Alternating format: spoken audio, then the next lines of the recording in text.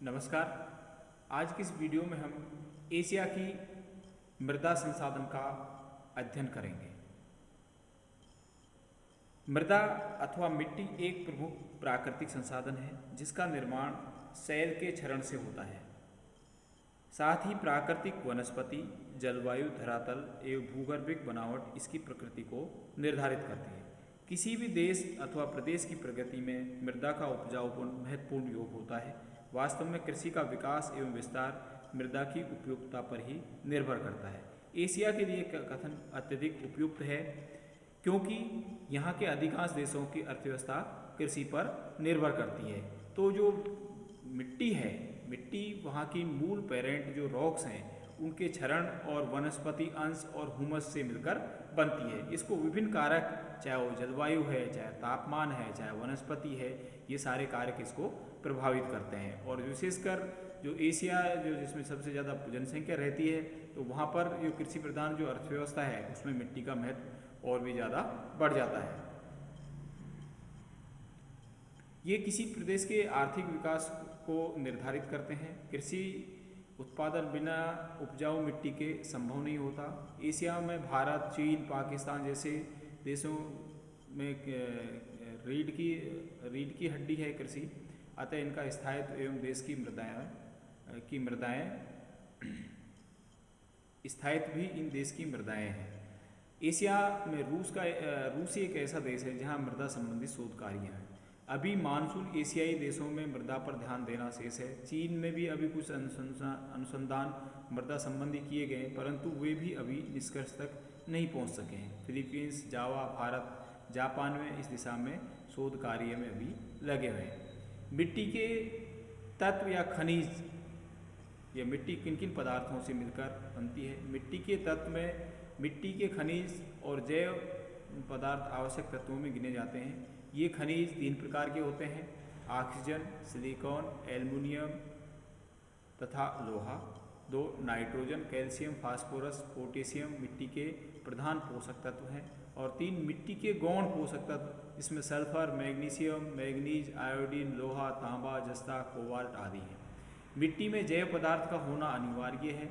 ये विघटित होकर तथा सल गढ़ कर मिट्टी की उर्वरा शक्ति को में वृद्धि करते हैं। तो ये इन तत्वों से लेकर 3-4 जो तत्व हैं मिट्टी के लिए, इन सब का उसमें होना महत्वपूर्ण है। यदि इसमें एक भी तत्व की कमी होती है तो वो उपजाऊ मिट्टी नहीं होती है।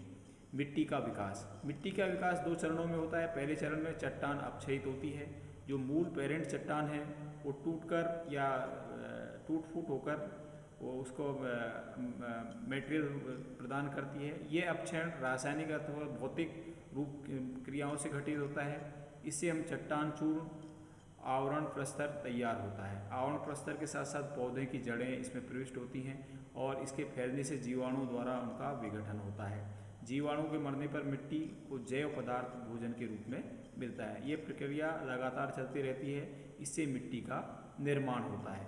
कहने का मतलब कि मिट्टी एक तो जो मूल जो चट्टान होती है उसके टूटने फूटने से और जो वनस्पति अंश उन सब के मिलने से, उनके योग से ये तैयार होती है। आगे आता है मिट्टी का वर्गीकरण। एशिया की मिट्टी को रचना विधि के आधार पर 2 प्रधान वर्गों में वर्गीकृत किया जाता है। एक पेडाल्फर मिट्टियाँ और 2 है पर्डाकोल मिट्टियाँ।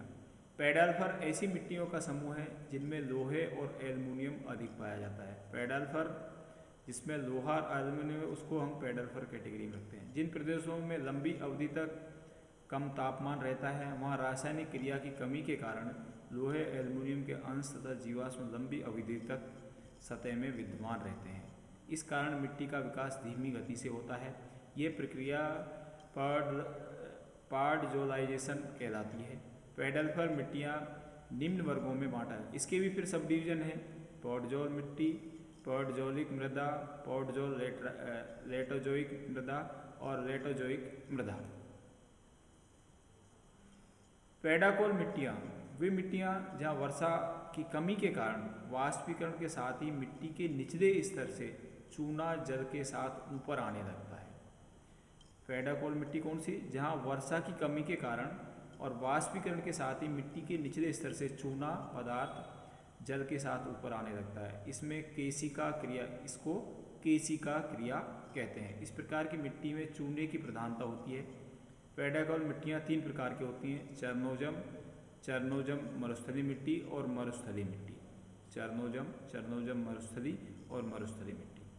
इसके अतिरिक्त एशिया में जलोढ़ मृदा, टुंडा मृदा, पर्वतीय मृदा भी पाई जाती है।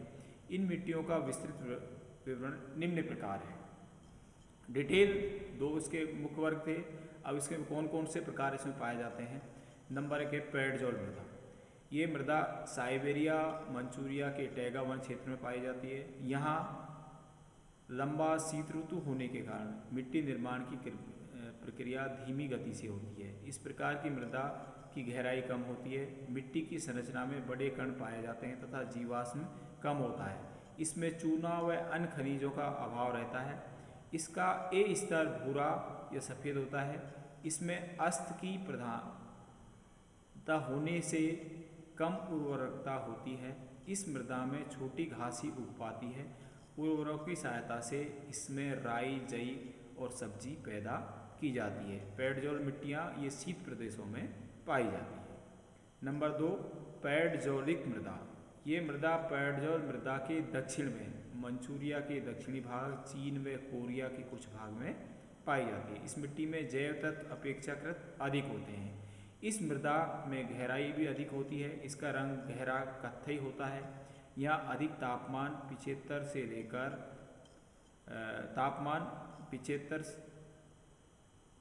अधिक तापमान तथा 75 से 25 सेंटीमीटर तक वर्षा के कारण मिट्टी का विकास तेजी से होता है। यह कम अम्लीय होती है तथा चूना मिट्टी का विकास तेज गति से होता है। यह कम चूना या खनिजों की उपस्थिति के कारण इसमें वृक्ष एवं कृषि उपजों के पोषण की क्षमता होती है। नंबर 3 पेडजोल लेटोजोइक मृदा।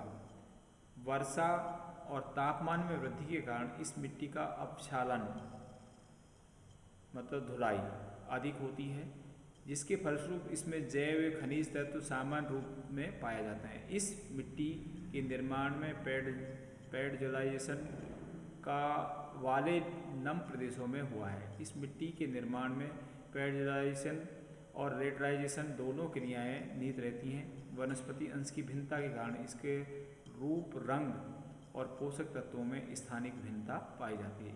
एशिया में इस मिट्टी के मुख्य क्षेत्र पूर्वी चीन, दक्षिणी जापान, मध्यवर्ती भारत ये एक उपजाऊ मिट्टी है। पेडजोल मिट्टी उन दोनों की वनस्पति ज़्यादा उपजाऊ होती है। लेटोजोइक मृदा, इसे लेटराइट मिट्टी भी कहते हैं। उष्णार्द्र सघन वनस्पति वाले क्षेत्रों में इस मिट्टी का विकास होता है। उष्ण और आर्द्र, गर्मी और अधिक वर्षा वाले क्षेत्रों में इसके निर्माण में अपक्षालन व अपवहन प्रक्रिया की महत्वपूर्ण भूमिका रहती है। घने वनों में विकसित होने पर इसमें हुमस की मात्रा कम होती है। इस मिट्टी का रंग ईंट के समान लाल होता है। लेटर का अर्थ होता है ईंट, और इस मिट्टी की ऊपरी परत में खनिज और जैव तत्वों की कमी होती है। इस कारण मृदा उर्वरा कम होती है। अधिक वर्षा के कारण लोहे के कणों में ऑक्सीडेशन होने से जंग लगती है। जंग मिट्टी से मिलकर उसके रंग को लाल कर देती है। ऊपरी परत बड़े कणों से युक्त होती है। मिट्टी में उर्वरकों का प्रयोग करके कृषि की जा सकती है। ये मृदा एशिया के उष्ण आर्द्र भागों में मुख्यतः प्रायद्वीपीय Bharat, Sri Lanka, Indonesia, Malaysia, Cambodia, Philippines आदि जहाँ वर्षा ज़्यादा होती है। Next number 5 चरनोजम। इसका रंग काला होने के कारण इसे काली मिट्टी कहते हैं। इसके कण महीन होते हैं तथा पेडाकाल वर्ग की मिट्टी है। घास प्रधान क्षेत्रों में विकसित होने के कारण इसमें जैव पदार्थ अधिक पाए जाते हैं। मिट्टी की मोटाई भी पर्याप्त होती है। यहाँ पौधों के भोज्य पदार्थों से परिपूर्ण होने से अत्यधिक उर्वरा होती है। इसे प्रेरी मिट्टी भी कहा जाता है। चरनोजम को प्रेरी प्रदेश में पाई जाती है, इसलिए प्रेरी मिट्टी भी कहा जाता है। इसके मध्यवर्ती स्तर में चूने का जमाव पाया जाता है। साइबेरिया के प्रेरी मैदान, अर्धशुष्क भाग तथा मध्यवर्ती भारत में ये मिट्टी पाई जाती है। इस मिट्टी में गेहूं, कपास, जौ, जई की फसलें पैदा की जाती हैं। नेक्स्ट है चरनोजम मरुस्थली मृदा। यह शुष्क प्रदेश की मृदा है। जहाँ की प्राकृतिक वनस्पति स्टेपी या छोटी घासें हैं। इसे चेस्टनट या भूरी मृदा भी कहते हैं। इसमें हुमस की मात्रा अधिक होती है।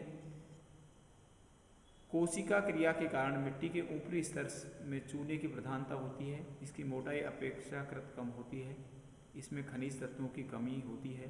प्राय चरनोजम और मर्सरी मृदा के मध्य भाग में पाई जाती है। यह सामान्य मिट्टी होने पर भी इसका उपयोग होता है। सिंचाई की सहायता से इसमें गेहूँ, जई, कपास, मक्का आदि फसलें पैदा की जाती हैं। इस मृदा का विस्तार साइबेरिया के स्टेपी प्रदेश में पाया जाता है। भारत के पश्चिम भाग में भी ऐसी मिट्टी पाई जाती है। 7 है मरुस्थलीय मृदा। इस प्रकार की मिट्टी उष्ण मरुस्थलों में पाई जाती है। उष्ण मरुस्थलों न्यूनतम वर्षा के कारण केवल कटित झाड़ियाँ ही उग पाती हैं। यह वनस्पति के अभाव के कारण इस मिट्टी में जैव तत्वों की अधिक कमी हो रहती है। कोशिका क्रिया के कारण ऊपरी परत में चूने की प्रधानता रहती है। इसके स्तर अविकसित अवस्था में होते हैं। सिंचाई की सुविधा होने पर इस मिट्टी में फसलें उगाई जा सकती हैं। राजस्थान में श्रीगंगानगर जिला इसका सर्वोत्तम उदाहरण है। एशिया महाद्वीप में इस प्रकार की मिट्टी का विस्तार अरब देश, मंचूरिया, मंगोलिया, पश्चिम भारत, पाकिस्तान के पूर्वी भाग में पाया जाता है। नेक्स्ट है टुंड्रा प्रदेश की मिट्टी। टुंड्रा प्रदेश में वर्ष भर अधिकांश भाग में तापमान हिमांक से नीचे रहने के कारण मिट्टी के विकास की प्रक्रिया शिथिल रहती है। मिट्टी की मोटाई न्यूनतम होती है। इसमें खनिज और जैव तत्वों का अभाव पाया जाता है। अधिकांश समय बर्फ जमी रहने के कारण वनस्पति आवरण का अभाव पाया जाता है। ग्रीष्म में बर्फ पिघलने पर यह मिट्टी कहीं कहीं दलदल बन जाती है और पूर्णतः नमी रहती है। इस मिट्टी का विस्तार साइबेरिया के उत्तरी भाग में पाया जाता है। यह अनुपजाऊ मिट्टी है। इस मिट्टी की परत इतनी पतली है कि कहीं कहीं इसमें नग्न चट्टानें भी दिखाई देती हैं। आगे आता है जलोढ़ मिट्टी। ये विश्व की सर्वाधिक उर्वरा मिट्टी है। जलोढ़ मिट्टी सबसे उर्वरक होती है। इस कारण प्राचीन सभ्यताओं का जन्म भी इसी मिट्टी में हुआ है। नदियों द्वारा बहाकर लाए जलोढ़ पंख के निक्षेप से इस मिट्टी का निर्माण हुआ है। लगातार हजारों वर्षों से निक्षेपण के कारण इस मिट्टी की गहराई भी अधिक है। गंगा के मैदानों में इसकी गहराई 130 मीटर से भी अधिक पाई जाती है। इस मिट्टी में जैव, खनिज, अन्य तत्वों का अत्यधिक जमाव होने से अत्यधिक उपजाऊ होती है। इसके भी 2 वर्ग प्राचीन कांप और नवीन कांप किए जा सकते हैं। प्राचीन कांप में वो क्षेत्र जहाँ नदियों का बाढ़ का जल अब नहीं पहुँचता है। नवीन कांप में बाढ़ के कारण प्रतिवर्ष नई मिट्टी का आवरण बिछ जाता है। उपजाऊपन के कारण इस मिट्टी में गहन कृषि द्वारा अनेक फसलें पैदा की जाती हैं। एशिया ये मिट्टी मुख्यतः नदी घाटियों में पाई जाती है। सिंध नदी के मैदान, भारत में गंगा नदी के मैदान, दजला, फरात, इरावदी, हांगो, यांगथी सीकियांग आदि नदी घाटियों में जलोढ़ मिट्टी का जमाव पाया जाता है। मिट्टी अधिक उत्पादक के कारण इसे सघन जनसंख्या पाई जाती है। आगे आते हैं, ये तो मिट्टियों के सामान्य वर्गीकरण थे। उत्तरी एशियाई भाग की मिट्टियाँ हैं।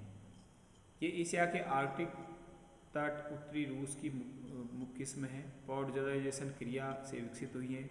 इसमें जैव पदार्थ व खनिजों का अभाव रहता है। इसमें बड़े कण होते हैं और उसके स्तर की गहराई भी कम होती है। टुंड्रा मिट्टी, पॉडजोल, काली मिट्टी, चेस्टनट मिट्टी। इसमें उत्तरी ध्रुव सागर हिमाच्छादित भाग के कारण टुंड्रा मिट्टी प्रधान है।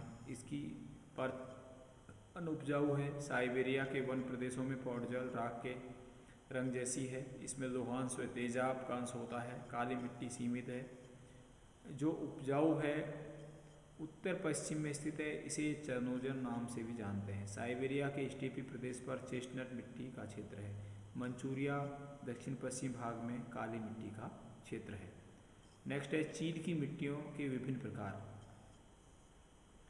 उत्तरी चीन पर भी पॉडजोली मिट्टी उच्च भागों में मिलती है। कोरिया, उत्तरी जापान पर इसका विस्तार है। इसमें लोहांश, चूना, पोटास खनिजों की प्रधानता है, परंतु वनस्पति एवं जीवाश्म के कारण यह उपजाऊ है। यह मुख्यतः पॉडजोल के दक्षिण भाग में स्थित पॉडजोलिक कहलाती है। यहाँ मिश्रित चौड़ी पत्ती के वन का विकसित क्षेत्र पाया जाता है। दक्षिण चीन पर पर्वतीय भागों में लाल मिट्टी का क्षेत्र है। यहाँ अधिक उपजाऊ नहीं है। चाय व तुंग आदि की कृषि के काम आती है। उत्तरी सेचुआन, ऊपे, आनह्वे प्रांतों में लाल भूरी चिकनी मिट्टी मिलती है। मध्य यांगथी सीकियांग मैदान घाटी डेल्टा नदियों द्वारा मिट्टी का बिछाव है, यह भी उपजाऊ है। उत्तरी चीन पर कछारी मिट्टी बिछी है, यह चूना तत्व पर्याप्त मात्रा में यहाँ हांगो व इसकी सहायक नदियों द्वारा बाढ़ काल में बिछाई जाती हैं। जापान की मिट्टियाँ। जापान में पर्वतीय ढालों पर वनी क्षेत्रों पौडजोल मिट्टियाँ हैं। ये बालू प्रधान चीका दोनों जातियों में यहाँ मिलती हैं। लाल पीली पौडजोल मध्य तथा दक्षिणी होन्शु शिकागो क्यूशु में मिलती है। भूरी उत्तरी होन्शु होक्काइडो में पाई जाती है। लेटराइट ऊंचे पर्वतों पर बिछी है। निचले पहाड़ी ढालों पर पैलेसोनिक मिट्टियाँ हैं। इसकी ऊपरी परत चीका युक्त है। इन मिट्टियों को क्यारियों की धान में कृषि के काम में लेते हैं। जापान में ज्वालामुखी राख को एंडो मिट्टियाँ अनुपजाऊ हैं क्योंकि ये फुसफुसाती व बहुत हल्की मिट्टियाँ हैं। ये काली व भूरी हैं। ये जापान की मध्यवर्ती घाटी में पाई जाती हैं। ये घाटी ज्वालामुखी क्षेत्र है। जलोढ़ मिट्टियाँ जापान के तटीय क्षेत्रों बड़े मैदानों में ही हैं। ये चीका प्रधान बालू प्रधान दोमट तीनों जातियों में यहाँ मिलती हैं। इस पर जहाँ जहाँ जल निकास की व्यवस्था है वहाँ दलदल पाए जाते हैं। वहाँ की मिट्टी बाग मृदाएँ कहलाती है। मानसून एशिया की मिट्टियाँ।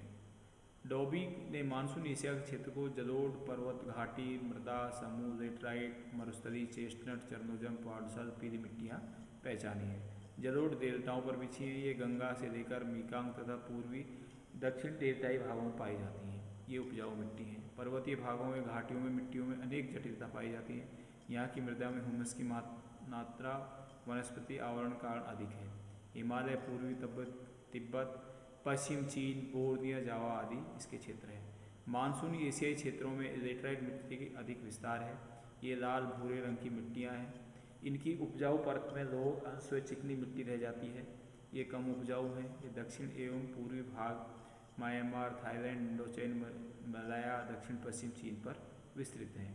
चेस्टनट भूरी मिट्टी का विस्तार मरुस्थल व आर्द्र क्षेत्रों के मध्य भागों पर है। यह उत्तरी भारत उत्तरी पश्चिम चीन में विस्तृत हैं। इसमें कैल्शियम व वनस्पति अंश पर्याप्त मात्रा में होता है। चरनोजम अथवा काली मिट्टी दक्षिण भारत उत्तरी पश्चिम भाग पर मध्य में पाई जाती है। ये रेगूर है। रेगूर ये मिट्टी अथवा काली कपास मिट्टी नाम से जानी जाती है। इसमें वनस्पति अंश पर्याप्त है तथा चूने का अंश भी होता है। पौडसोली मृदा उत्तरी चीन कोरिया उत्तरी जापान में विस्तृत है। ये भूरे रंग की लोहा चूना पोटास खनिज आदि अंशों से युक्त होती है। इसमें वनस्पति का अंश भी सम्मिलित है।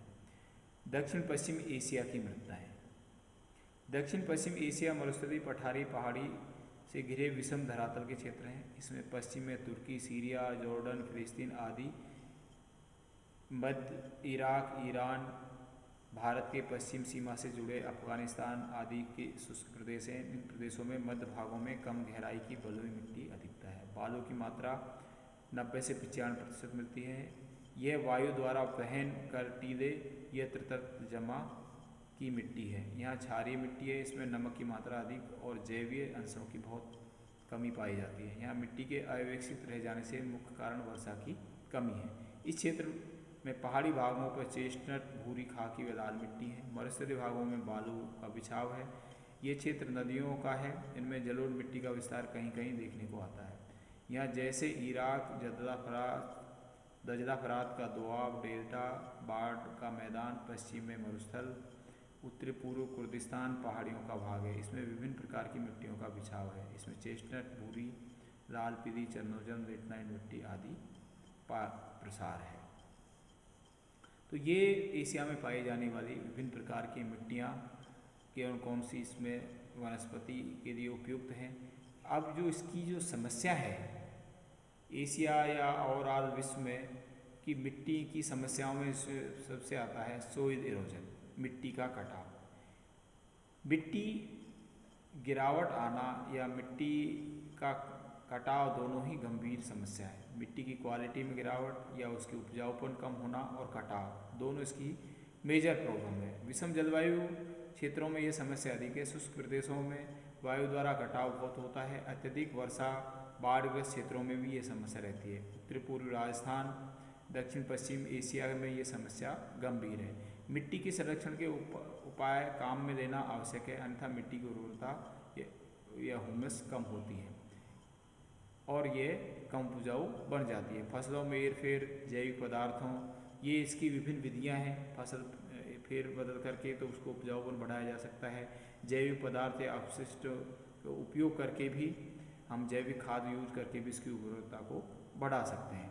उर्वरक खादों का उपयोग कैल्शियम कार्बोनेट या विरल तत्वों के योग से मिट्टियों का स्वस्थ बनती हैं। एशिया में वनों की कटाई अनाधुंध है, इससे शुष्कता में वृद्धि आई है। मिट्टी ढीली होकर क्षरण या वायु द्वारा स्थानांतरण होता रहता है। भूमध्य सागरीय तुर्की, अनातोलिया में शुष्कता एवं वायु प्रकोप से मिट्टी में गिरावट आई है। चाहे उसका सीट इरोजन है, चाहे कटाव है, तो ये समस्याएं देखने को मिलती हैं। लगभग 20-25% भूमि कृषि के अयोग्य हो जाती है। चीन व भारत में समस्या गंभीर है। भारत में बुंदेलखंड, पश्चिम उत्तर प्रदेश, राजस्थान, चंबल क्षेत्र में भूमि क्षरण व उपजाऊपन के विनाश की चपेट में है। ये कटाव वायु, नदी के या बाढ़ों के द्वारा होता है। वृक्षारोपण, बाढ़ नियंत्रण, पहाड़ियों के ढालों पर सीढ़ीदार कृषि, उच्चावजो कंटूर फार्मिंग, पशुओं के चराई पर रोक, धारियों के रूप में कृषि, स्ट्रिप कल्टीवेशन आदि के द्वारा इसकी जो क्वालिटी में गिरावट आई है उसको रोका जा सकता है। ये विभिन्न विधियां हैं, चाहे हम कंटूर कृषि करें, चाहे चराई पर रोक लगाएं, तो इसके द्वारा मिट्टी के कटाव और मिट्टी के उपजाऊपन को वापस बहाल किया जा सकता है, रोका जा सकता है। तो आज की वीडियो में हमने मिट्टियों के प्रकार, मिट्टियों की समस्याएं और मिट्टियों का एशिया में वितरण किन किन क्षेत्रों में पाए जाते हैं इसका अध्ययन किया। आज की इस वीडियो में इतना ही। That's all, thank you.